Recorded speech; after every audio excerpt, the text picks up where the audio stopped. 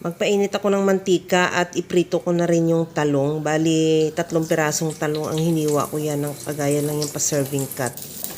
Antayin lang maluto yung kabilang side at saka baliktarin. Pagkaluto, tanggalin muna din sa kawali at ilagay sa bowl at i-set aside muna.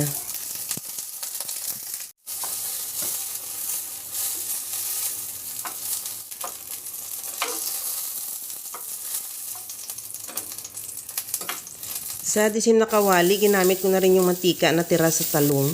Igisa ko na rin yung bawang. Igisa ko na rin yung sibuyas.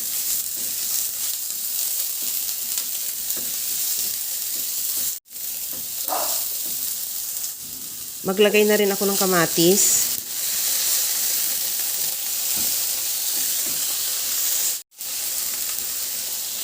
Para mabilis natin mapalamog yung kamatis, maglagay na ako ng asin at paminta.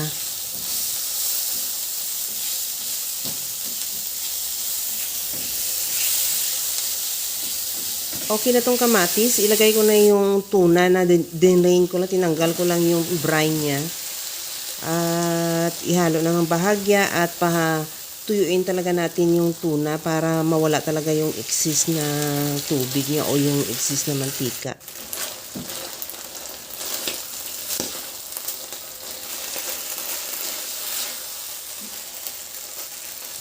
Okay na tong ating tuna, tuyo na. Ilagay ko na yung gata.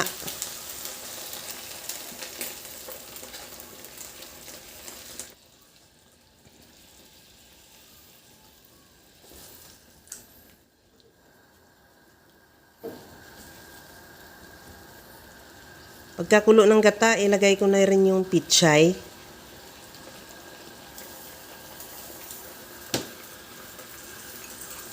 Maglagay na rin ako ng sitaw.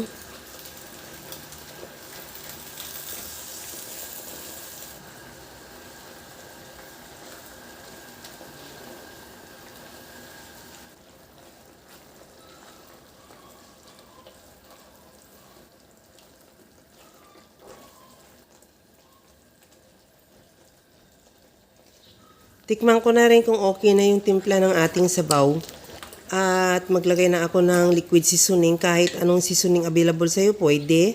Pagkatapos yun, ibalik ko na yung pinirito nating talong.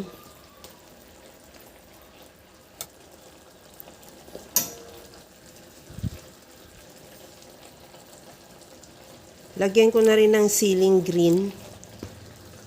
At pakuluan na lang hanggang sa maluto yung siling green at ready to serve na yung ating napakasarap na ginataang tuna with talong.